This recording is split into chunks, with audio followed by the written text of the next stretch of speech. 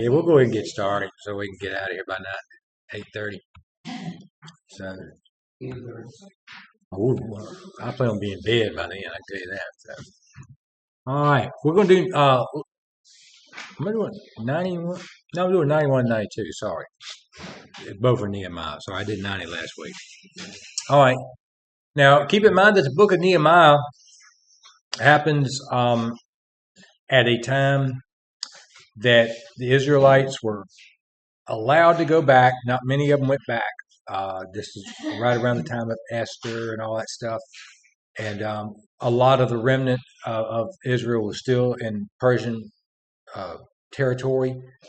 But Nehemiah, he had a position called the cupbearer. He actually, I guess you can call him chief of safety for the king, because the cupbearer would actually drink whatever he was going to get, and if cupbearer died, then it's like, well, I guess that was poison.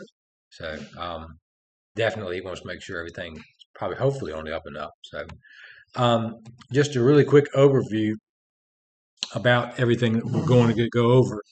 The book of Nehemiah, once again, is a historical book. It's a very encouraging book because it shows that hard work through God prevails.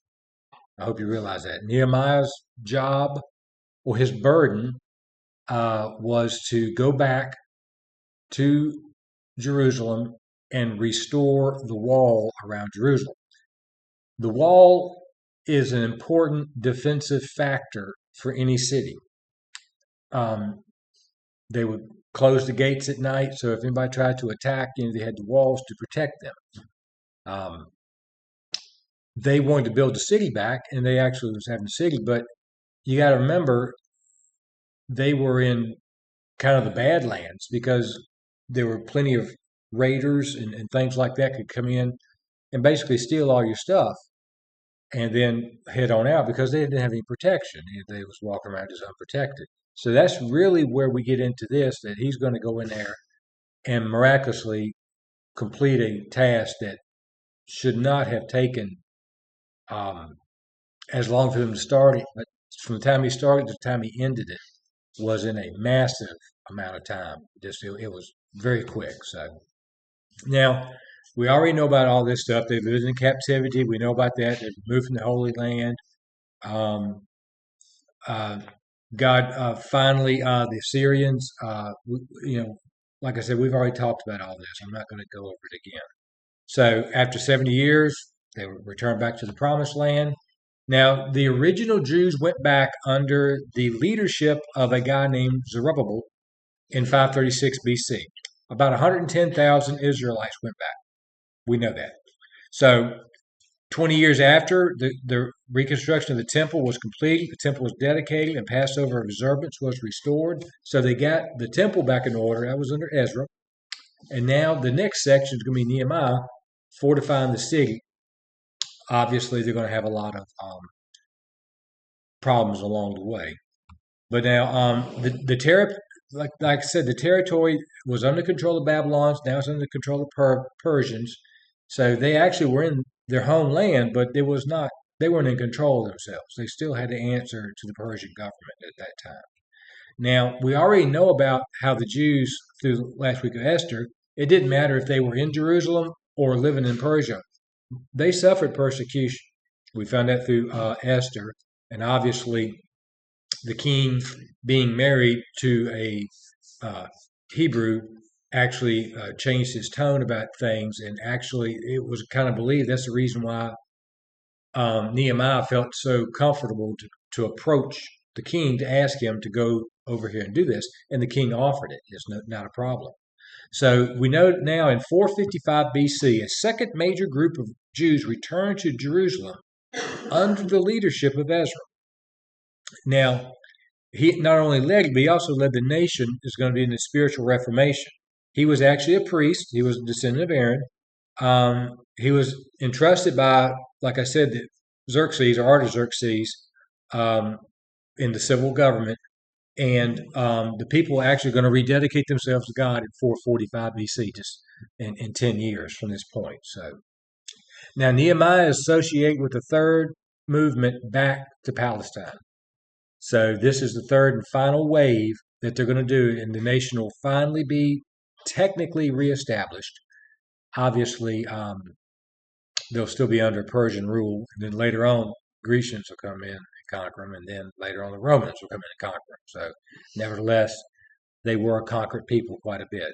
Far cry from when Solomon had them at their dynasty time. So, now God moved me and Nehemiah to take care of the remaining major need of Jerusalem, which is obviously the rebuilding the city walls. He, like I talked about, Nehemiah was the cupbearer of the king. He actually had a high-ranking position there. He actually probably was taken well care of. He was one of those Jews, just like, why do I need to go back? I'm comfortable here. But God placed a burden on him. And that burden was that his home city, Jerusalem, was unprotected until those walls got rebacked. So that's the reason why he did it. He actually confronted the king about that. The king noticed he was upset and asked him what was going on. He told him what it was. The king said, okay. He supplied him orders to go there, people to go there, and also resources to go back and build that wall. So it was not just Nehemiah doing it.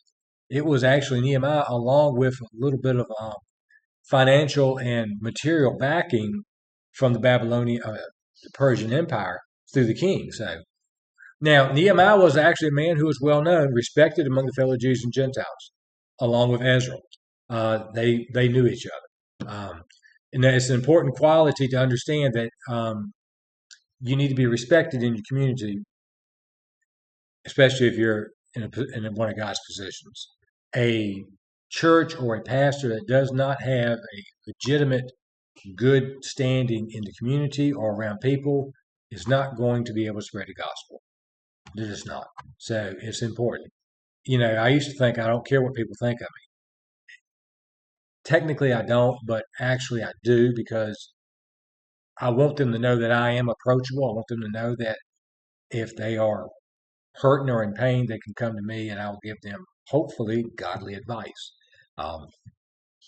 Hopefully, I'll be respected in that area. So now, one way he respected among the Jews is that his brother of the Jews traveled all the way from Jerusalem, 1,000 miles, in order to report him about the Jews' needs. That's how he found out about it. His brother actually went back, traveled 1,000 miles, and that's a long way. I mean, that's a good 12-hour drive for us, and you can imagine how long it took them to go back to it. Now, obviously, he was respected because we see how the king respected him as well too. This is a person who's underneath the king, but obviously he trusted him. A person that you're going to put in charge of your life, hopefully you trust that person, and that was one of the reasons why he was well known among the Jews and also the Gentiles. And he actually became determined to see God's will for his people to be accomplished. And he ended up by doing that by approaching the king and asking him for this petition. He prayed about it. He went confronted the king. God answered his prayers, and God gave him the resources. If God gives you a mission, he's going to provide you the resources. Guaranteed.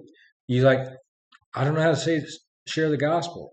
Well, God told us to share the gospel, so if you go out there, he's going to supply. You may not know the verses. He's like, but what did God do to you? Well, I just know that I prayed, I asked him for forgiveness, and he saved me. Congratulations. You just showed someone how to get saved. It doesn't take a lot. And God's going to provide those resources, just like he did with Nehemiah. He prepared him very well. It was done through prayer, done through surrendering, and it's done through executing as well, too. Now, Nehemiah was willing to do his part to do that. It is evident. He was despaired at the news of what was going on in Jerusalem. It motivated him to go in front of the king, and he ended up doing it.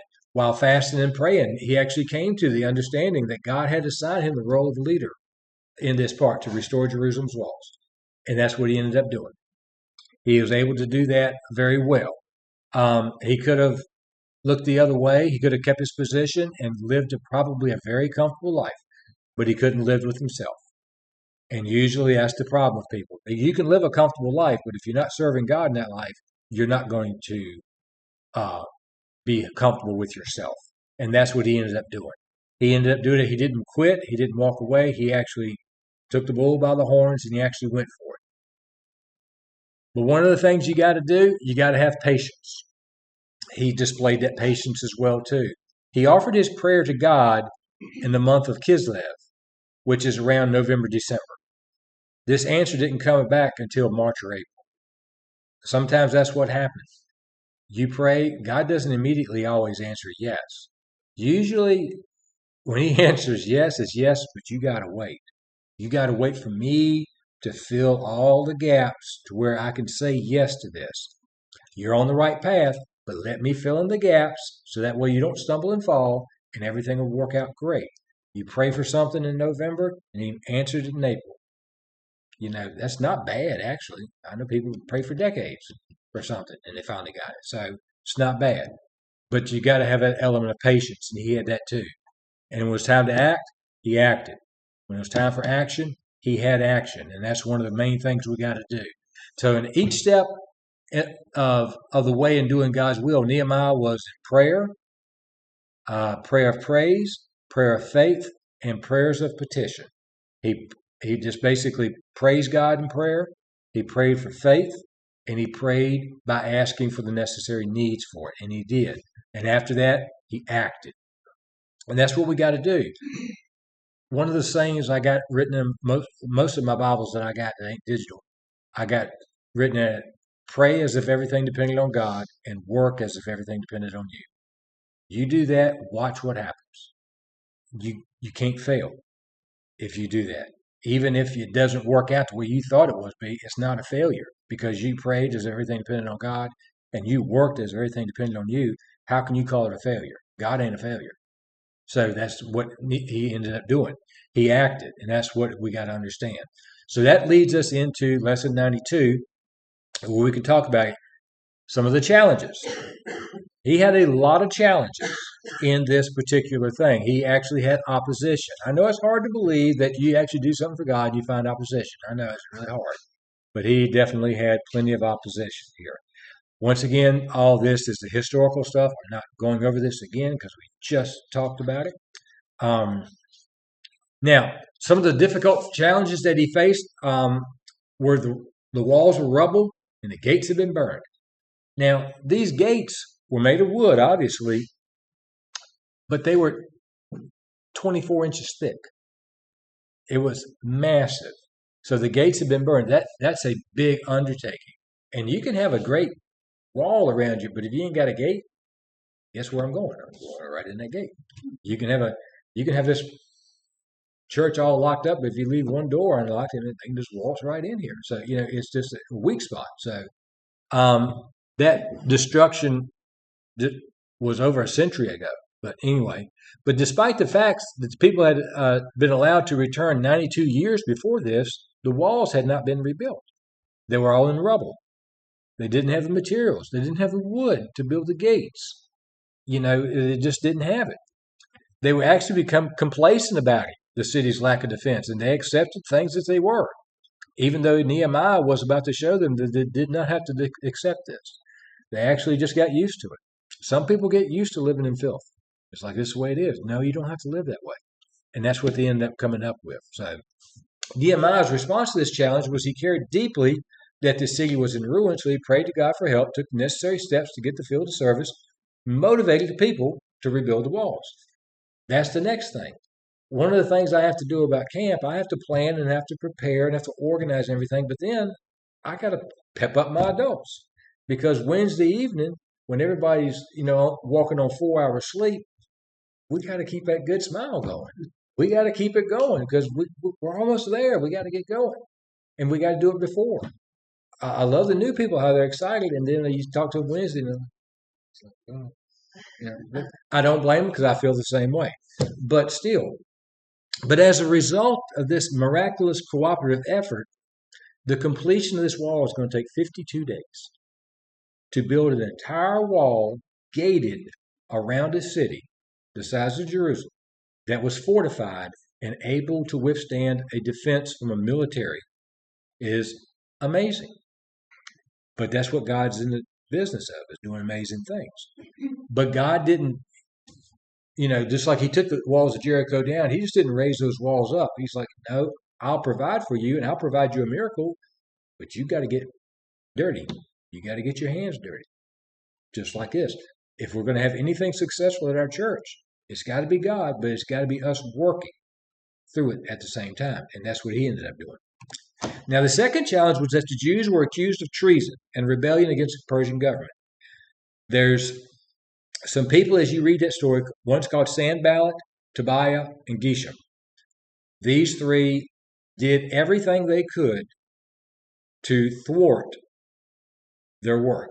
They did it through threats of attack and even a setup of an attack that they were unsuccessful with, and then lying. That's usually what you got is they got, the politician, I guess they were probably all politicians, and they ended up lying very well. But nevertheless, that's what because they mentioned, why rebel ye against the king? They're thinking, oh, you're building that wall so you can fortify yourself against Persia. No, I'm trying to keep thieves out of here. I'm trying to keep raiders out of here. That's what it was. It was more of a threat than a statement of what they believed to be a fact. So they didn't believe it to be a fact, but they just wanted that narrative to go around. And narrative sometimes works. So now, the people were actually ridiculed for their efforts. Sanballat continued. He ridiculed them, tried his best to thwart all their things. This ridicule also included the expression of the belief that they could not rebuild from such a total destruction. Once again, it's like, this is too big of a job. You can't handle it. You're right. I can't. But I got somebody, but I know a guy. It's called God, and he's going to be able to help us. So even if the walls were rebuilt, said they would not stand a chance. Not even a fox even a fox could break down the walls. And actually, they're talking about you can do whatever you want, but it ain't going to be no good. It sounds like the Satan altogether. I would like to think that probably the Satan himself entered these three people, because it's the same things we said about you. You're not good enough. You're not doing good enough. You can't teach that class. You can't sing in the choir. You can't do any of these things like this. Yes, I can. Because I'm not doing it for me. I'm doing it for God. If you do it for God and you put your best effort into it and you put it in for that intention, great things are going to happen. And that's what he finds out here too. They actually even went to Sanballat and his allies actually made a plot to attack Jerusalem while that happened. They frustrated the measures. They were frustrated that the measures they had taken had not stopped them, so they planned to attack them. They physically assault them. That's usually what happens. The enemy, if the verbal abuse doesn't slow you down, the physical abuse is going to come next. Nehemiah's response in the face of this threat, prayed for protection and posted additional guards. Once again, the response was prayer and action. That's how we're going to get everything going. Whenever you get to an obstacle, you pray about it and you act and watch what happens. Now, the workers were exhausted and afraid, enemies being threatened. The job was huge, and they had become discouraged. You get discouraged. When you do something good and you don't see the results yet, you start to think that. You're thinking, this is an enormous task. This is something that, it's going to take a long time. And discouragement comes quickly when we take our eyes off the Lord and his strength and we focus on the problem instead. Instead of focusing on a problem, we need to focus on the Savior. And once we do that, I can accomplish it. Nehemiah's response, he posted those more guards every point along the wall, and he encouraged the people by reminding them how great God is. That's what you got to do. Look, I got your back. I got protection here. Just remember how great God is. If God be for you, who can be against you? There's a lot of verses we can go to show that God's on our side. It's 66 books to show that. Now, the next thing was economic crisis in Judah, and the people actually turned on each other in their greed. The shortage of food. And shortage of food, you get desperate. Many had even mortgaged their land, their vineyards, and their homes to get money to buy food. Some had actually even indentured their own children to be servants to others because of all their lands were mortgaged, and they had no means of freeing them because once they got them, they couldn't buy them back. Nehemiah's response, he was actually angry because some of the Jews had taken advantage of the poverty and misfortune of others.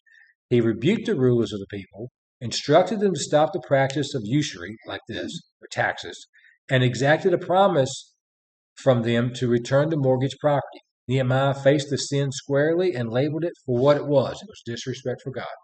This was their own people. You were trying to build Jerusalem. I'm over here. I'm farming my land. I don't have no care for Jerusalem. You go ahead and build your city. Oh, you need food? Okay, you got to pay me. You don't have any food? Well, bring your children over here and let them work for me for free. And you do it. So they were taking advantage of their own people. Nehemiah and leadership said, you're going to stop that right now. You're either going to help us or let God deal with you. And that's what happened. Now, once again, back to Sanballat. And his allies tried to distract Nehemiah, calling for a meeting with him on 4 occasions. This must be a reason why I hate meetings at work. So it's just a distraction from Satan. That's what it is. So now, most of those meetings were off-site. They most likely wanted to harm or kill him. He knew that, so he didn't go. He refused to be distracted. He said, God, give him a task. So as you read through the book of Nehemiah, you see all these distractions coming up. And he's like, I got things I got to do. Sorry, I got a job I got to do. And that's what he ended up doing. And then slander. You might as well, that's the first thing a politician does to his opponent. Find whatever he can, even if it ain't right, true, and slander. I can't bring myself up, so I'll bring you down to me. That's just it. In a letter, he actually accused Nehemiah and the Jews of plotting to rebel. Now, he said Nehemiah planned to be the next king. That's what they wanted to say. They also said he had appointed people to garner support for him as king. They threatened to report this to Artaxerxes and suggested a meeting with Nehemiah to talk about it. Well, probably to go kill him. Nehemiah's response, denied it, prayed, kept on working. What else can you do? Somebody says a bald-faced lie about you. That's not true. How can I defend it? Well, I tell you how I defend it. By living my life the way I've always lived. That's how you do it. They say some great defense about you. It's like, that's a cool story, bro, but I got something I got to do. Keep going. Pray and keep going. That's what he did. He actually plotted to discredit Nehemiah. That's one of the things. He actually hired a prophet to go to Nehemiah and tell him he was about to be killed and suggest he run to the temple and hide. So that sounds kind of contrary to what God told me. Nehemiah's response, confronted with the apparent man of God, Nehemiah still knew his own responsibility for the Lord to discern truth from falsehood. He used the knowledge he had reasoned that the advice was false. God had not sent this prophet, so he refused to do as the prophet suggested. He also prayed for ultimate justice for the nation's enemies. Once again, he prayed like, God, please kill them, basically. So just please get rid of them. Now, that's one of the next responses. He'll use someone who says they are religious to get you off track thinking, this doctrine's better. No, it's not. Here, he discerned it. It's like, this contradicts everything God has told me. I'm not going to listen to you. So if a person who says they are a believer of God and they tell you things that contradicts God's word, don't listen to them. They're just a false prophet, just like this person. Now, Tobiah, who was an ally of Sanballat, was actually allowed by an evil priest to live in a room of the temple. Nehemiah's response, he had Tobiah thrown out of the temple, along with his possessions, and the rooms were rededicated to God. So actually, he tried to infiltrate the church just like he tries to do today. The most faithful person to come to church every Sunday is Satan. He's here every Sunday, trying to do what he can. And sometimes we let him do what he can. It's unfortunate. Now, and the people actually neglected to pay tithes and offerings. Oh, this is going to hurt. Why ain't we out there right now? Because people have been neglecting to pay their tithes and offerings. God have mercy on you. That's all I can say. The Levites, who were entitled in the law to be supported by the tithes and the offerings of the temple, had thus been forced to work outside the temple. Nehemiah's response, rebuked the leaders of the people, confronted them head on. He ordered the Levites to return their possessions at the temple, and the people once more began paying tithes and offerings. Nehemiah also prayed. So, as you can tell, he's not just building a wall. He's reestablishing order. As that wall is going up, he's reestablishing. You're going to stop taking advantage of your own fellow citizens. You're going to go back to paying your tithes and offerings and making God's house right once again. And we're going to protect you, and this wall is going to protect you also in the same way. So, The people were violating the Sabbath laws by doing their work and conducting business on the day that the Lord commended the day of rest, that they rest. Um, Once again, he's going to hit that head on. If they persisted in their sin by camping just outside the city, he threatened them, and the people returned to their proper observance of the Sabbath. Again, Nehemiah once again sought the Lord in prayer. Always. You notice he's seeking the Lord in prayer. He's establishing things back to the way they should be. This is not a group of people. This is now going to be a community. And that's by order and having proper leadership, good godly leadership, they were able to do it. Now, the people were involved in mixed marriages. This is not black and white. This is actually, in the Hebrew at this time, Jews marrying Gentiles. At that time, they were not allowed to do that because it messed with the inheritance of the land and everything else like that. This had been a problem for Hebrews, especially since they entered the promised land and one of the practices directly forbidden by the law. God did not permit it because the marriages were turning people's head from God to the false deities of the foreigners. It wasn't, that's where God in the New Testament, I wouldn't say he's changed it, but he's clarified it, is believers should not marry unbelievers. That's what it should be. These people, you marry somebody from the Hittites or the Jebusites, they had their false gods. They introduce you to those false gods. It infiltrates you, it infects you, it dirties you, and then things go bad.